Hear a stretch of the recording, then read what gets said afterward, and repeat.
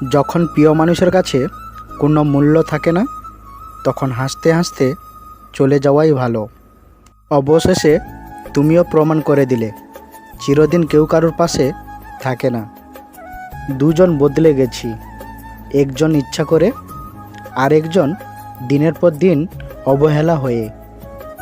পৃথিবীতে ভালোবাসার অধিকার সবার আছে, কিন্তু ভালোবাসা পাওয়ার ভাগ্যটা সবার নেই। প্রতিটা বাগানে লেখা থাকে ফুল ছেঁড়া নিষেধ।